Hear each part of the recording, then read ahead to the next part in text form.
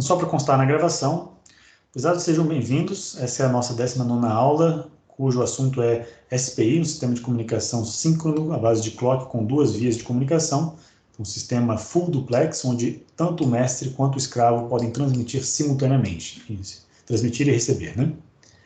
Então, para deixar esse assunto mais claro, nós vamos desenvolver aqui juntos um driver, ou melhor, um programa que faz um programa de um mestre SPI que escreve usando a técnica de bitbanging, que a gente viu lá quando a gente desenvolveu o driver de I2C via bitbanging.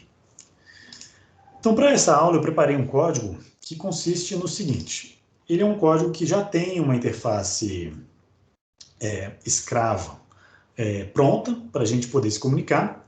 E aí a gente vai ainda estudar esse código aqui na aula que vem, mas já adiantando, eu configurei a interface B1 como um escravo de 3 pinos SPI. Então é um SPI que usa MOSI, MISO e o clock. Tá? E esse escravo usa então os pinos P4.1, 2 e 3 para fazer essa comunicação. Então é sempre na ordem, né? MOSI, MISO e clock. O escravo funciona à base de interrupções, então ele não vai influenciar na nossa escrita do código. A gente pode considerar que é um escravo que roda de maneira independente ao nosso driver bitbang. E as interrupções que acontecem nesse escravo são muito simples. Eu escrevi aqui no vetor da interface B1, fazendo a leitura do interrupt vector. Quando acontece uma recepção, eu vejo se o byte recebido for diferente de 0, né, se for qualquer valor, eu faço o LED vermelho alternar. E na hora que o mestre me pedir para transmitir, ou seja, essas duas coisas meio que acontecem sempre simultaneamente, quando eu quiser transmitir, eu sempre vou transmitir a última coisa recebida. Então ele vai meio que funcionar como se fosse um escravo numa linha daisy chain, né? Ele vai sempre transmitir o que ele recebeu. Então vamos lá. Para a aula de hoje eu vou fazer um novo arquivo de biblioteca, que é o de SPI. Então vou pegar os últimos que a gente fez, qualquer um, tá? Ctrl C, Ctrl V. Vou dar o nome de SPI. Vou apagar tudo que tem aqui. Vou apagar tudo que tem aqui também. Vou mudar isso aqui para SPI. E vamos, então, definir algumas coisas. Eu vou define, como a linha de saída do mestre, né, o MOSI e o MISO, como os mesmos pinos da interface B0, porque a conexão vai ficar igual quando a gente for usar a interface dedicada. Tá?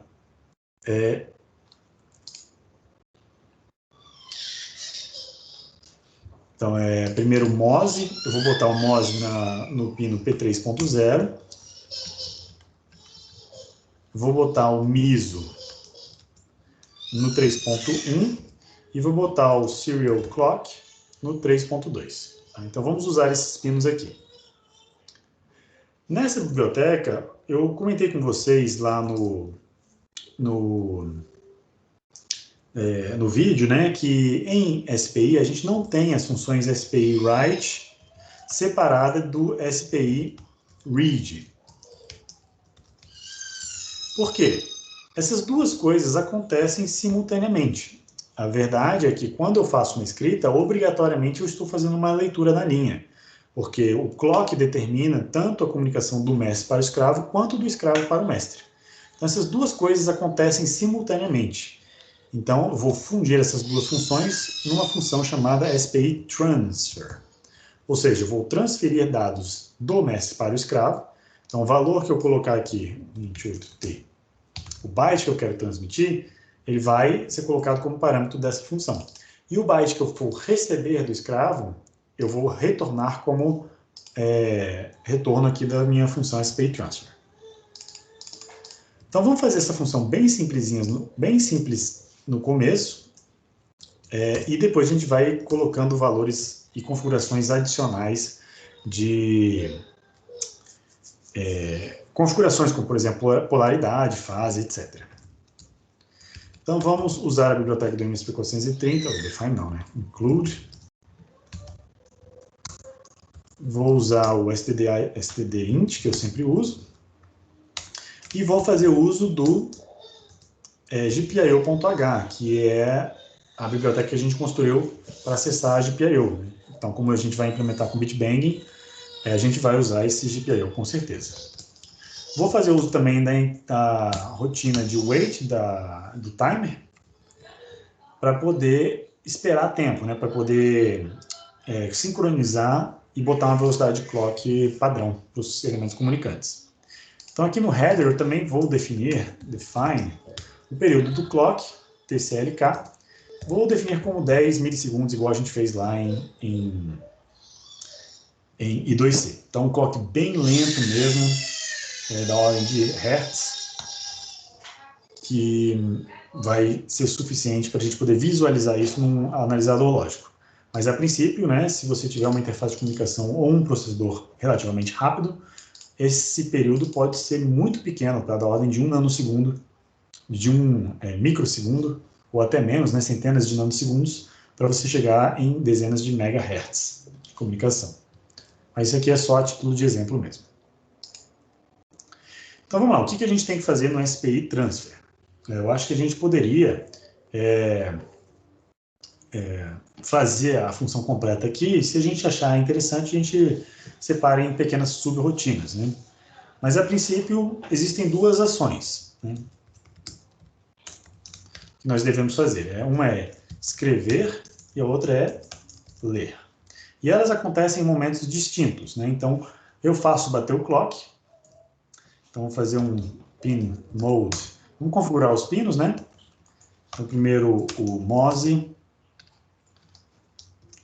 Eu tenho que incluir, para isso aqui funcionar, né? Eu tenho que incluir o SPI.h. Então, MOSI, vamos configurar esses pinos, né? Diferente lá de I2C, configuração dos pinos. Lá em 2C, os pinos eram configurados como entrada com resistor de pull-up, porque a gente tinha uma conexão em dreno aberto. Aqui em SPI, a conexão é driver push-pull. Então, o MOSI, do ponto de vista do mestre, então nós aqui somos o mestre, né? Então, o MOSI é o master out. Então, o MOR para a gente. Então, ele é uma saída, né? E o MISO,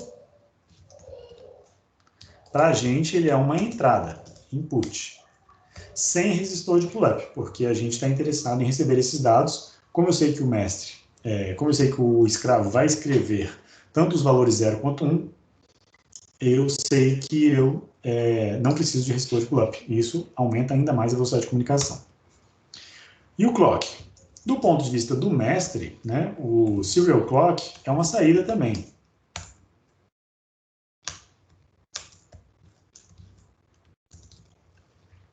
Então, é uma saída do ponto de vista do mestre. Então, eu vou aproveitar, vou pegar as saídas e vou estabelecê-las no seu valor padrão 0, né? Então, eu vou botar o MOSI em 0. E vou botar o MISO também em 0. Não, o MISO é uma entrada, né? Não posso, mas o serial clock vou colocar no valor padrão de 0. Open right. Para começar a comunicação. Eu gosto de fazer isso aqui antes de configurar o pino como saída. Então, é bom botar esses valores aqui antes de configurar os pinos como saída. Isso ajuda a evitar glitches de comunicação no meio da comunicação. Então, esse aqui implica, né, se eu começo a comunicação com o clock em 0, isso aqui implica em usar polaridade igual a 0, tá? Muitos de vocês ainda não visualizam isso, mas polaridade é o valor do clock quando a linha está inativa. Então, quando eu não comunico, o clock vale 0. E aí eu começo a bater o clock, o primeiro flanco do clock é o início de uma comunicação. Tá? Quando eu mudar e adicionar aqui, eventualmente, se eu quiser colocar aqui as configurações de polaridade fase, né, aí sim eu vou ter que mudar a configuração para o valor padrão ser 1 ou 0. Tá? Mas, a princípio, é isso. Então, sabendo que eu vou começar a escrever, né, o meu driver SPI, ele só realiza essas duas ações, escrever e ler. Para escrever, eu vou, então, gerar um flanco de subida, gerar um flanco de subida e escrever o valor do byte na linha.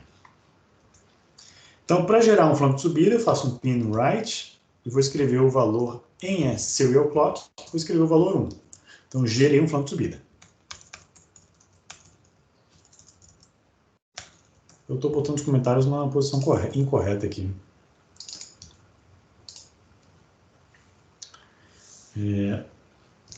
Gera um flanco de subida. E aí vamos escrever pin write em MOSE, né, master out, o valor do byte que eu quero enviar. Então é byte e filtrado de uma determinada máscara.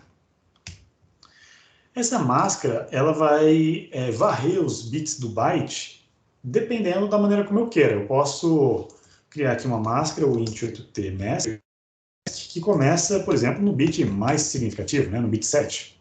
Isso faz com que eu me comunique, né, enviando primeiro o bit mais significativo. E toda vez que eu fizer isso, eu aproveito e já desloco a máscara para a direita de uma unidade. Então, se era bit 7, na próxima iteração ele vai valer bit 6. Na próxima, bit 5, por aí vai. Então, ele vai filtrando os bits um a um. Então, eu vou esperar... Agora que eu fiz uma escrita, né? Então, lembrando aqui do nosso sistema de comunicação, eu tenho o clock batendo. Então, o clock bateu. Paf. Usando a minha arte ASCII aqui.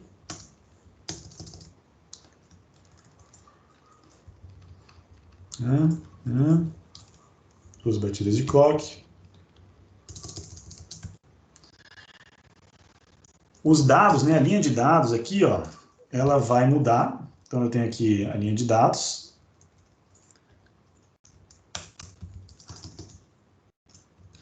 Ela muda somente quando eu tenho um flanco de subida.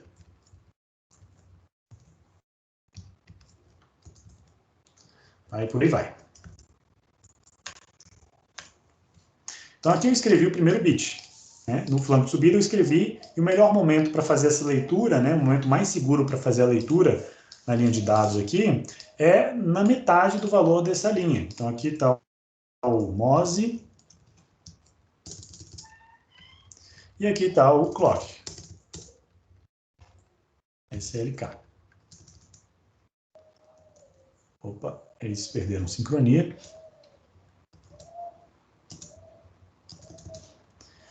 Tá? Então, temos essa condição. Então, escrevi aqui, vou fazer a leitura no flanco de descida do clock. No flanco de descida, então, primeiro eu vou esperar a metade do período, então vou botar aqui um wait, metade do período, wait TCLK. Na verdade, esse TCLK é metade, né, do TCLK. O TCLK sobre 2, né? Mas tudo bem, paciência. Wait TCLK sobre 2 e agora vamos fazer a leitura. Então, fiz a escrita, agora vamos fazer a leitura. Deixa eu botar isso aqui em cima.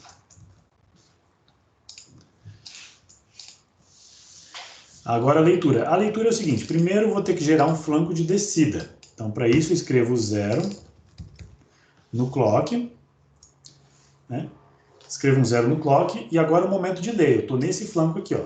Eu esperei TSLK, e agora eu vou fazer a leitura aqui embaixo, nesse momento. Então, vou fazer um pin read do master in slave out.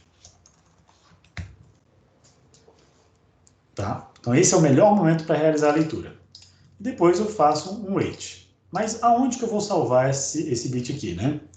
Então, se esse valor for positivo, eu vou salvar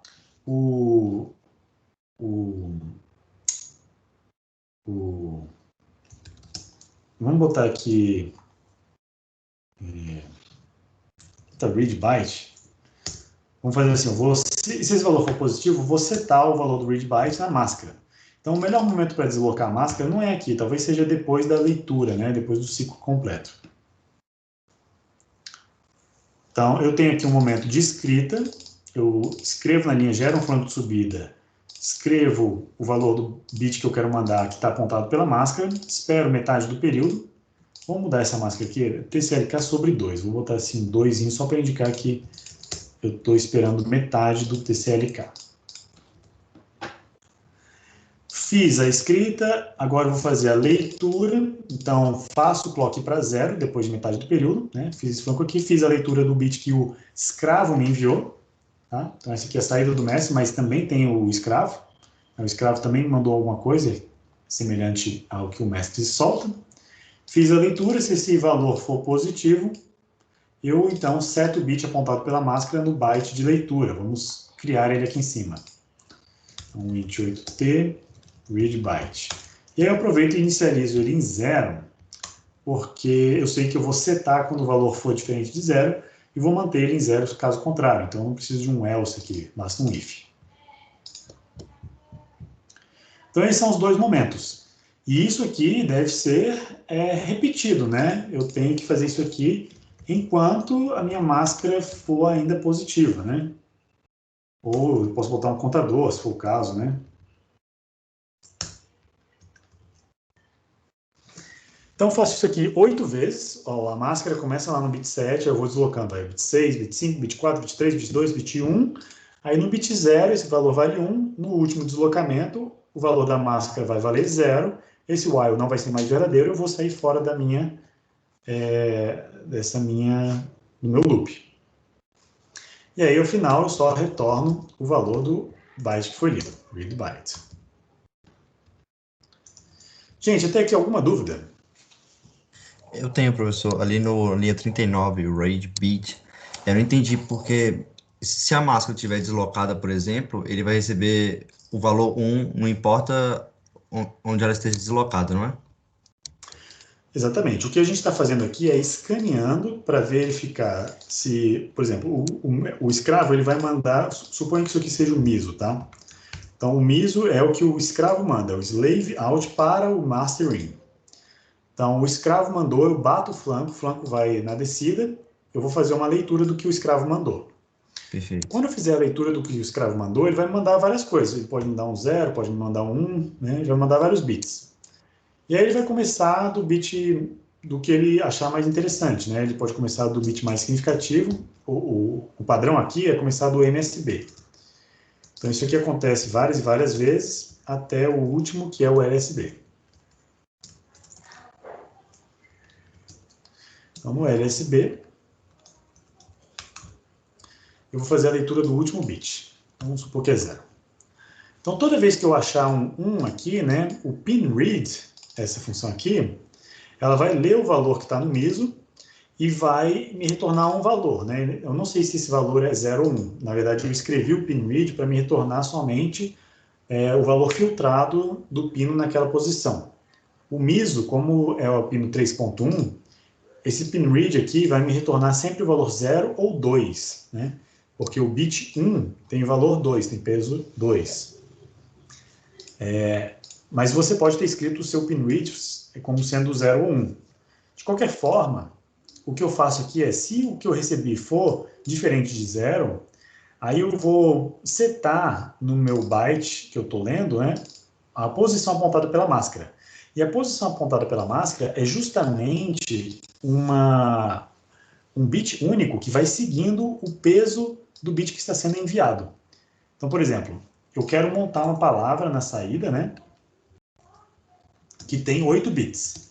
Então, tem aqui um byte, né, tem 8 bits. 1, 2, 3, 4, 5, 6, 7, 8. Então, esse é o, vamos chamar aqui o read byte. Eu ainda não sei o que ele é, o que ele vale, mas eu inicializo tudo em 0. A máscara, ela sempre vai ser inicializada em 1, 0, 0, 0, 0, 0, 0. No segundo bit, essa máscara vai deslocar para a esquerda e ela vai apontar então para o bit imediatamente à direita. Então eu vou fazendo esse deslocamento a cada vez e vou apontando para os bits que eu for lendo. E aí você percebe que isso aqui bate perfeitamente com a sequência dos bits que foram enviados, né? Primeiro ele envia o bit mais significativo até o bit menos significativo no final. Então, como o read byte foi sempre inicializado em 0,0,0,0,0,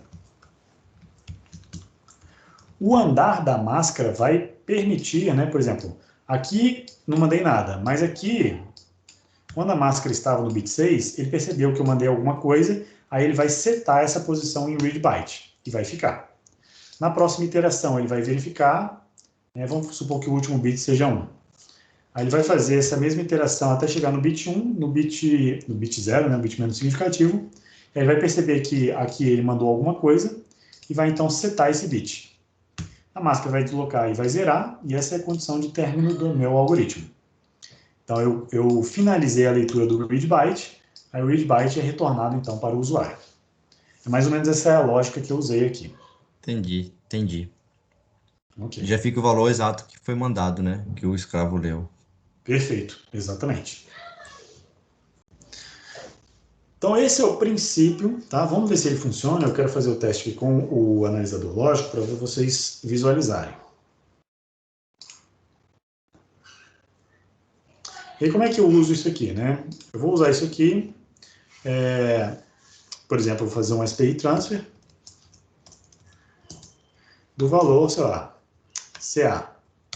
Então, eu posso mandar vários bytes chamando vários bytes em sequência, dessa forma. Depois a gente pode fazer uma funçãozinha que escreve e lê mais de um byte, né, por vez. Então a gente recebe como parâmetro de entrada um ponteiro e aí a gente vai evoluindo no nosso driver.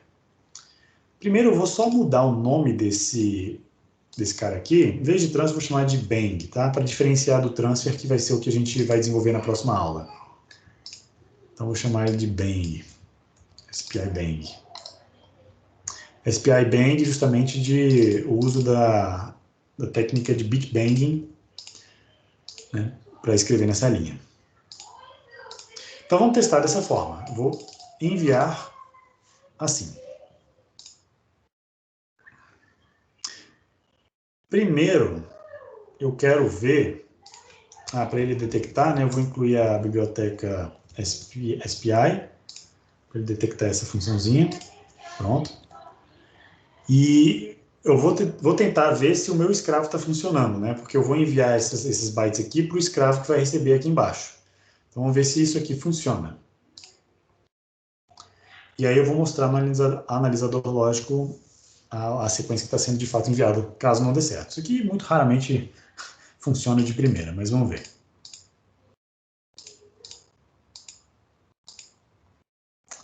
Então vamos lá, ele vai rodar aqui o SPI bang, vai mandar um CA. Mandou o FE.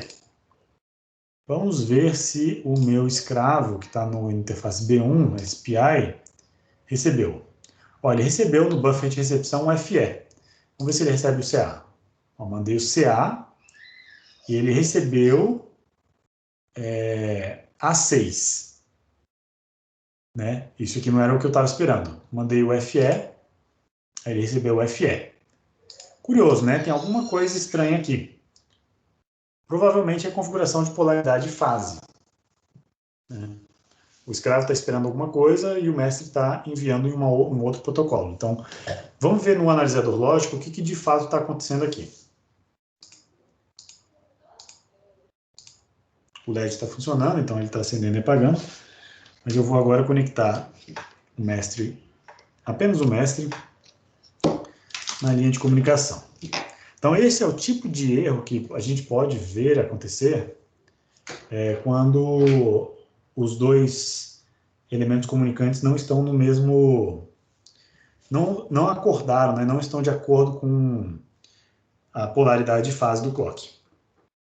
Então, vamos ver o que está acontecendo aqui. Eu vou conectar nos pinos 30, 31 e 32. Deixa eu ver qual que é de fato. Canal 1 é esse aqui, tá certo. São esses 3 pinos aqui.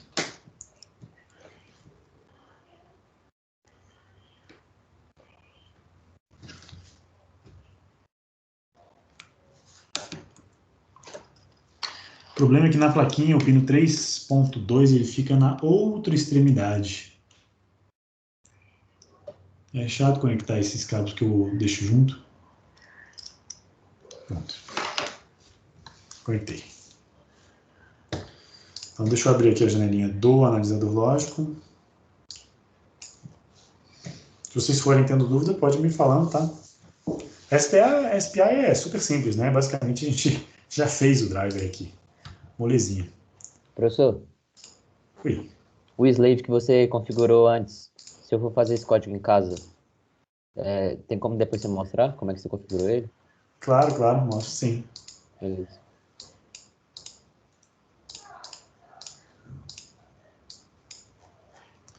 Vamos lá, fiz várias transmissões aqui, eu quero ver se eu consigo identificá-las. Aqui está o clock. Como eu desconectei o escravo, uma das linhas não vai aparecer, né? Essa é a linha de dados. Ó, o clock. Aqui tem uma coisa esquisita. Deixa eu fazer de novo. Vou rodar aqui. CAFE. Beleza. Vamos parar. Aí, perfeito. Ó. Tá, as duas transmissões estão bem evidenciadas aqui. Então, eu tenho 1, 2, 3, 4, 5, 6, 7, 8 batidas de clock. E aqui eu tenho também 1, 2, 3, 4, 5, 6, 7, 8 batidas de clock para mandar os 2 bytes. Eu estou começando pelo bit mais significativo. Ah, será que é isso que ele está reclamando? Será que o A6 é o CA ao contrário? Deixa eu pensar aqui. Café... Não, é deslocado de um bit. Bom, enfim. Então, olha só, aqui eu usei polaridade. Quando eu olho para esse sinal SPI aqui, claramente a polaridade do clock é zero, porque o sistema não se comunica enquanto o clock for zero, né? No primeiro flanco, o primeiro flanco tem significado de escrita. Então, o flanco do clock aqui, nesse primeiro flanco, eu faço uma escrita na linha, e essas coisas acontecem quase que simultaneamente, ó. Muito próximos uma da outra. Eu vou botar aqui um analisador para fazer essa leitura automática. Então, a SPI, o clock está no canal 1. O master out está no canal 3. O resto, don't care. Mando o primeiro bit mais significativo, 8 bits, polaridade 0, fase é 0 e active, enable line, active low, não tem enable line, então não tem enable line. Como é que eu tiro o enable line aqui? None, beleza. Eu acho que ele não gostou do meu enable, não, eu tenho que botar um enable aqui. Vamos botar enable high, porque a linha 0 fica sempre em 1, então ele está sempre habilitado. Oxi. O clock é no 1. E o MISO é o 2.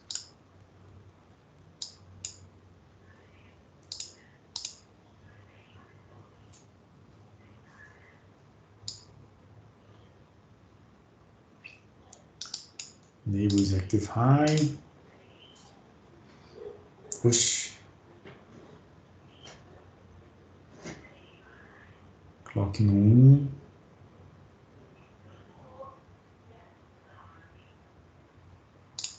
Bom, enfim, dá para ver aqui que os bits transmitidos foram 1, 1, 0, 0, 1, 0, 1, 0.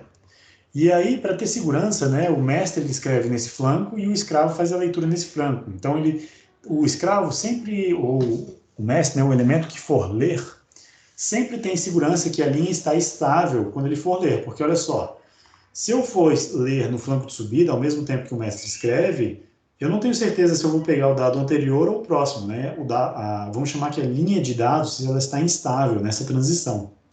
Mas a linha de dados ela está perfeitamente estável sempre no flanco de descida. Então, aqui, aqui, aqui, aqui, aqui, aqui, aqui e aqui. Então, dá para ver perfeitamente o CA, né? Que é 1, 1, 0, 0, 1, 0, 1, 0.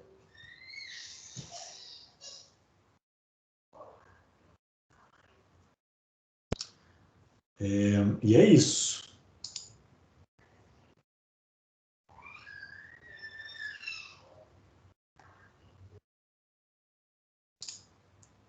O FE é meio sem graça, né? Porque é tudo 1 e só o último bit que vale 0.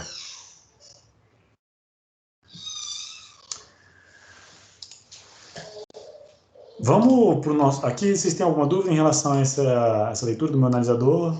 Tá tudo ok? Esse PI é muito simples, eu nem sei o que inventar aqui. Então, vou voltar aqui para o Code Composer e vamos tentar aumentar, incrementar um pouquinho o nosso driver. Então, a primeira coisa que a gente pode fazer para melhorar o nosso driver... alguém queria ver o escravo, né? O código do escravo é esse aqui, ó. Aqui eu configuro ele, tá? Só configurando a interface B1, reseto ela, boto o modo 0, diferente do I2C, né, que era o modo 3. O modo 0 é Tripping SPI. Modo síncrono, clock, eu botei excluir o SM clock, o bold rate divider. Na verdade, isso aqui não precisa, né, porque o clock é dado pelo próprio mestre. Então, o escravo não precisa configurar o clock. Besteira. Configurei os pinos, desabilitei o reset e habilitei as interrupções de transmissão e recepção para o escravo funcionar. Então, a funcionalidade do escravo propriamente dita está aqui embaixo, nessa interrupção. Que aí eu verifico se eu recebi alguma coisa ou se eu tenho que transmitir alguma coisa. Se eu tenho que transmitir alguma coisa, eu vou fazer a escrita do txbuffer. Se eu receber alguma coisa, eu vou fazer a leitura do rxbuffer. Para cada transferência SPI, essas duas coisas acontecem simultaneamente.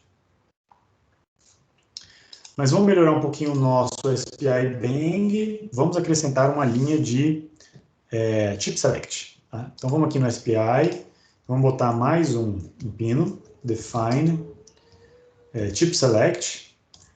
Eu gosto até da nomenclatura da Texas, né? O Slave Transmit Enable, ou seja, eu habilito quando que o escravo quer transmitir. Vamos botar o pino 3.3, por exemplo, só pelo exemplo.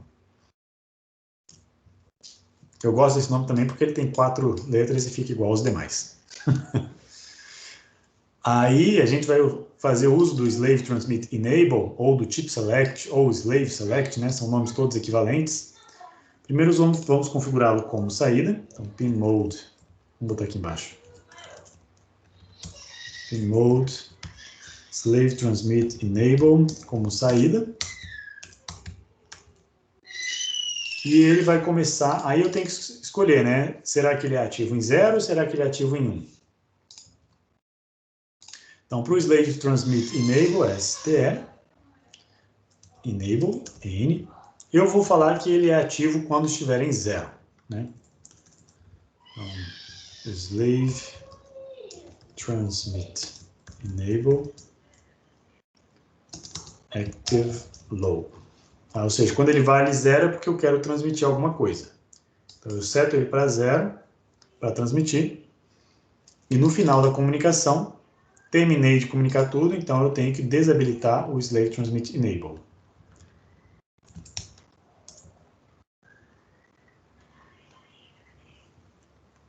E agora é o seguinte, como é que eu faço para fazer com que esse código aqui seja mais genérico? Para que eu, por exemplo, possa usar diferentes polaridades do clock. Então, por exemplo, se eu quero polaridade do clock diferente de 0, se eu quero polaridade 1, eu vou então mudar esse código para deixar ele mais genérico. Qual a sugestão que vocês me dão?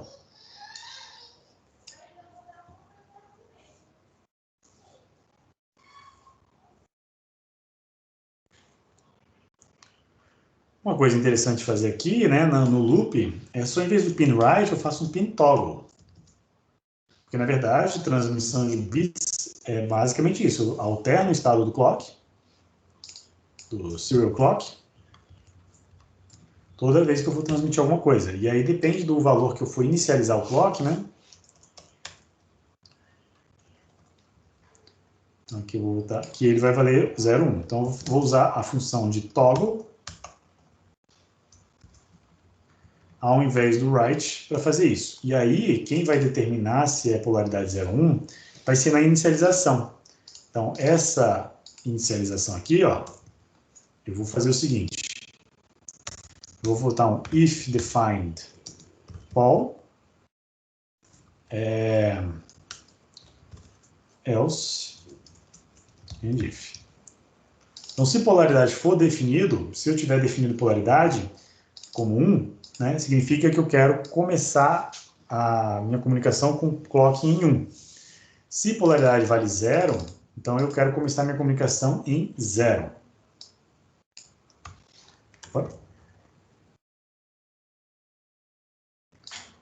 Opa.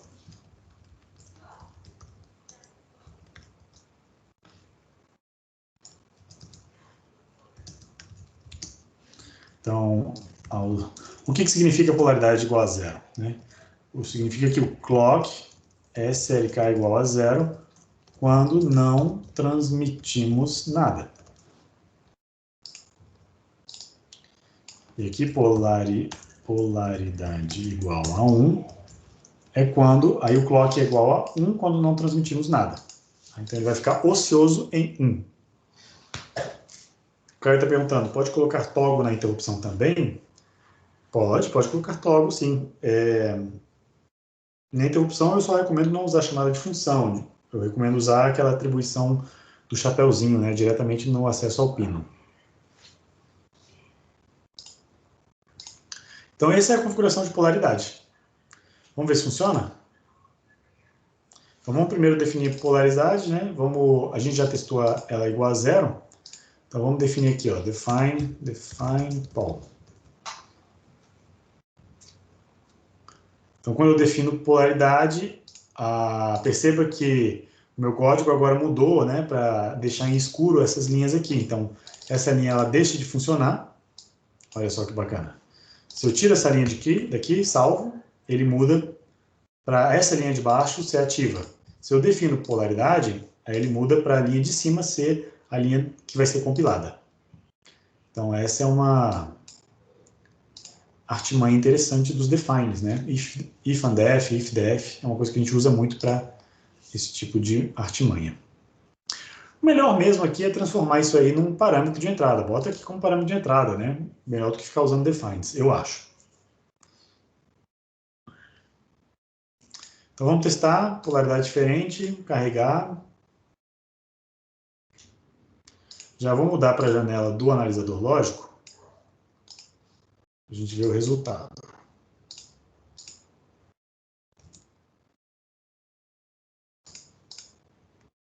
E eu mandei ele rodar direto, então não vai dar para ver. Mas ó, dá para ver que o clock agora começou em 1, né? Mas vamos ver isso aí de novo, passo a passo.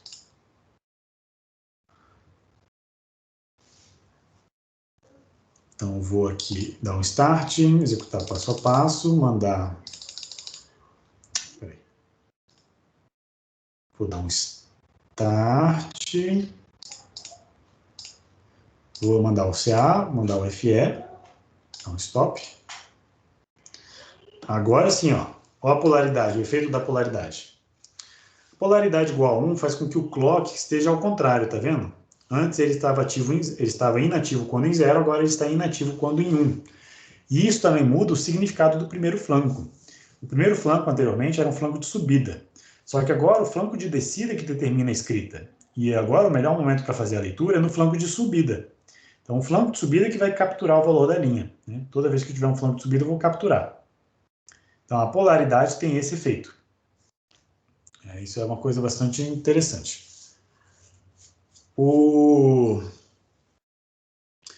E por fim a fase, né? Para terminar a aula, acho que a gente consegue fazer aqui a fase. Até aqui alguma dúvida em relação à polaridade? Tudo ok? Esse aqui é o CA, né? Mesmo exemplo de antes. 1, 0, 0, 1, 0, 1, 0. E por fim, vamos aqui ver como é que a gente configura a fase.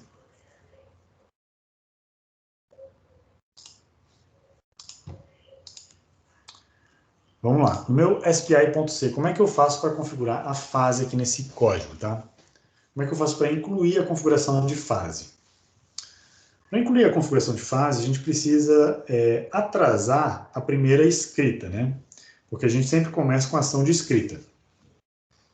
E aí, uma forma interessante de fazer isso é evitar a ação do clock para o primeiro flanco. Então, a primeira vez que você realiza o toggle do clock, você pode verificar se a fase é 1 ou 0. Então, se a fase for igual a 1, o primeiro flanco a gente deixa de fazer.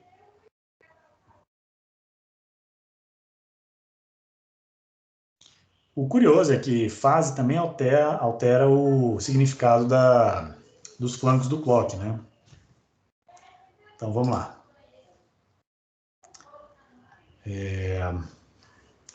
Como que a gente vai fazer isso, hein? Podia fazer assim, ó. If phase e first bit, né? Se a configuração de fase for igual a 1 e o primeiro bit enviado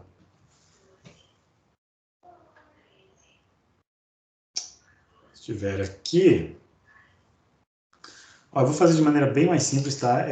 Não é elegante, mas é a maneira mais simples que tem. Eu vou pegar uma iteração completa e vou botar fora do while. Para essa primeira iteração, eu vou verificar se a fase é igual a 1. Se phase for igual a 1, se phase for igual a 0, eu bato o clock. Caso contrário, eu não bato o clock, mas eu sempre vou escrever na linha.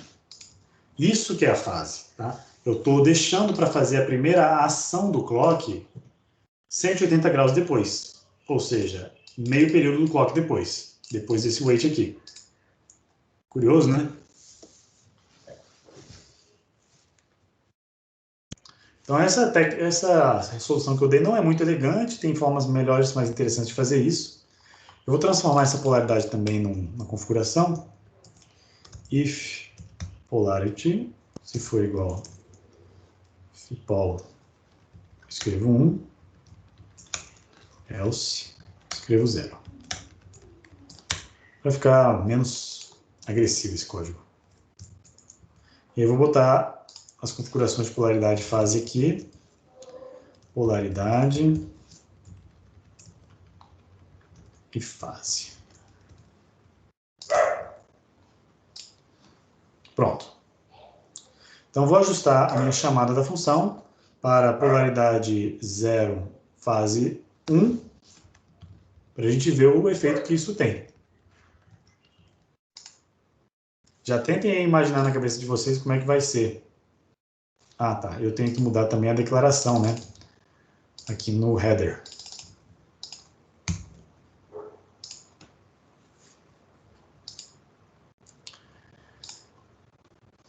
Então, tentem imaginar aí na cabeça de vocês a transmissão do CA e do FE com fase igual a 1, ou seja, do clock deslocado de 1.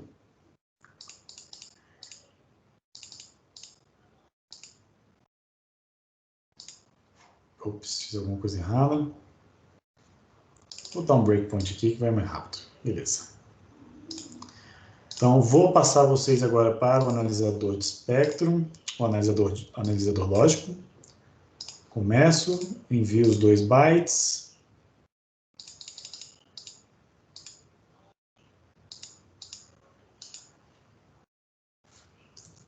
Stop. Então, aqui tem algumas transmissões. E, ó, não deu muito certo. Não deu muito certo porque a primeira... Peraí, por que não deu muito certo? Eu botei fase e polaridade. Polaridade igual a 0 é o primeiro. Então, se polaridade for igual a 1, ele escreve 1. Se polaridade for igual a 0, ele escreve 0. Por que o clock não inicializou em 0, hein?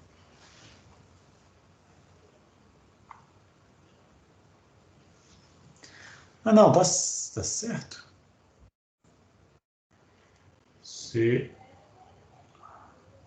Primeiro flanco é uma leitura agora, né? Que faz igual a 1.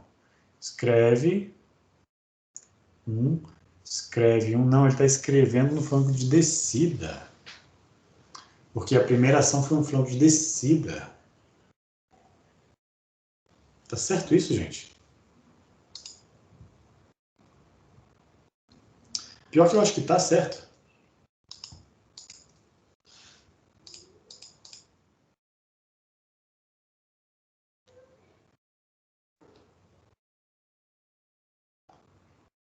Polaridade 0, fase 1. Não, está certo não. Tem coisa errada no meu driver.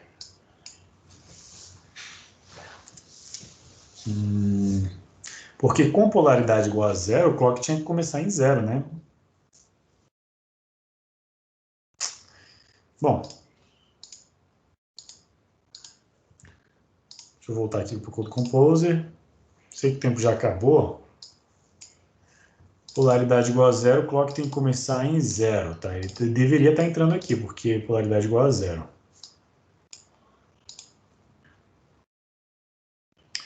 Só que aí, como fase igual a 1, ele não realiza o primeiro toggle.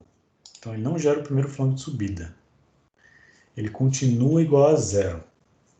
Escreve valor no MOSE. Espera. Aí ele vai gerar o primeiro flanco de subida aqui. Aí, deveria estar certo. O que está acontecendo, meu povo?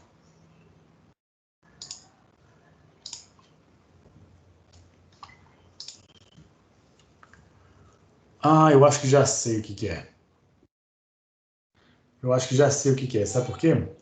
É porque quando fase é igual a 1, depois que você transmitiu o último byte, fez a leitura, você ainda tem que bater o clock uma vez. É isso. Então, se fase for igual a 1, a gente tem que fazer um novo toggle lá no final. É por isso que está dando errado. Então, vamos botar aqui, ó, if phase igual a 1. Então, vou dar um último toggle no clock. Eu acho que é isso. Então, vamos lá.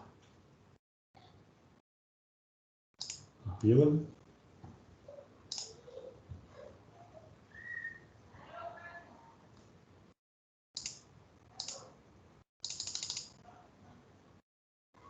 Cadê o analisador lógico? Está aqui.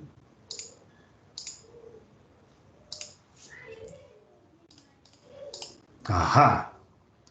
Agora foi. Cadê vocês? Deixa eu botar aqui no analisador lógico. Ó, o primeiro está meio esquisito, né? Porque até esse primeiro momento aqui a gente não tinha inicializado o sistema de transmissão, mas o segundo deu bonitinho, ó. O clock está em 0. Eu realizei a primeira escrita aqui e fiz a primeira leitura no flanco de subida. E aí chegou no final, a minha escrita aconteceu no flanco de descida e a leitura no flanco de subida. Então está exatamente do jeito que a gente queria. E aí eu tenho um último flanco aqui, que era o que estava faltando anteriormente, né? Eu tenho um último flanco para garantir que o clock volta para o seu estado ocioso, né? Era isso que estava errado antes. Então, na verdade, o que a gente percebe? Com fase igual a 1, na verdade, o clock aqui, ele é como se ele estivesse todo um pouquinho para a direita, né? Anteriormente eu tinha o clock batendo certinho aqui com o começo da escrita, mas agora ele está deslocado de meio período para a direita. Então, isso é fase. Tá? Quando fase é 1, o clock é deslocado um pouquinho para a direita. Bom, acho que é isso. Eu terminei em ponto às 18 horas, né? Passei 10 minutinhos aí no nosso horário.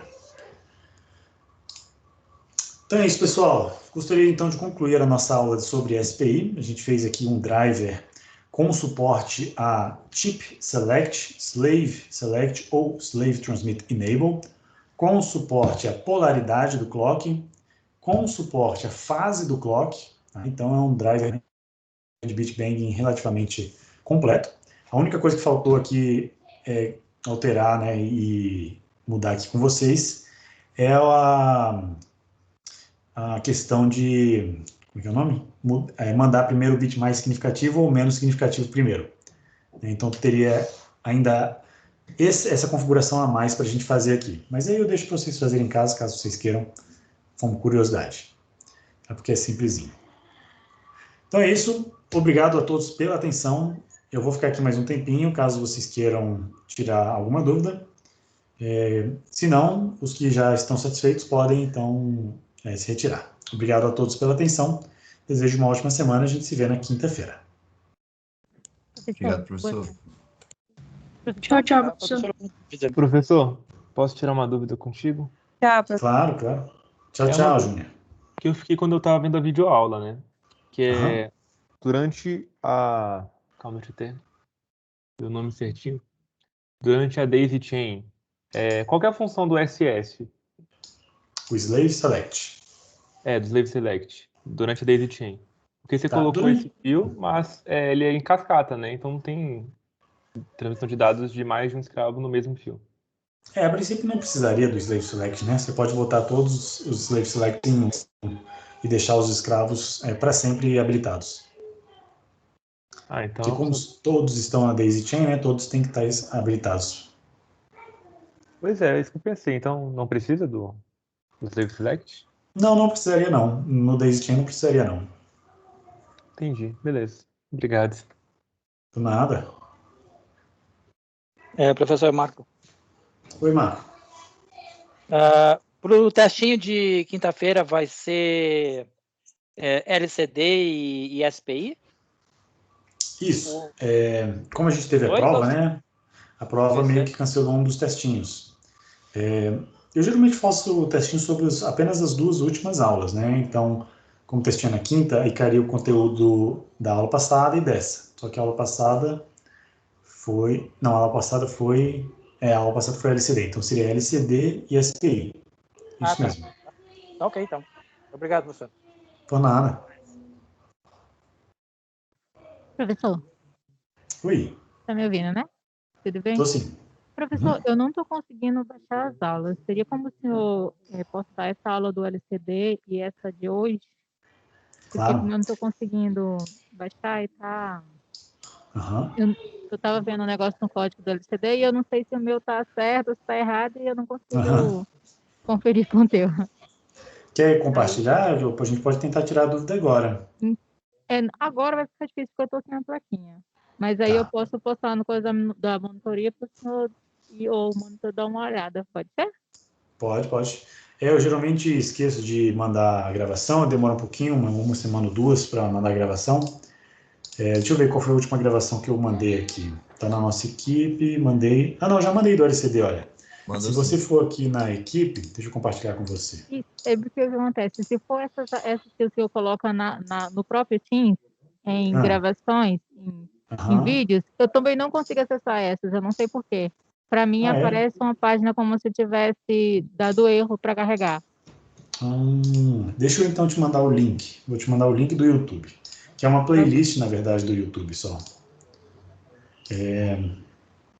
Vou pegar aqui. Vou te mandar os dois, tá? O da videoaula você já deve ter aí, né? Porque... este aqui... Esse é o link das videoaulas. Mandei aqui no chat. Uhum. E este aqui é o link das gravações.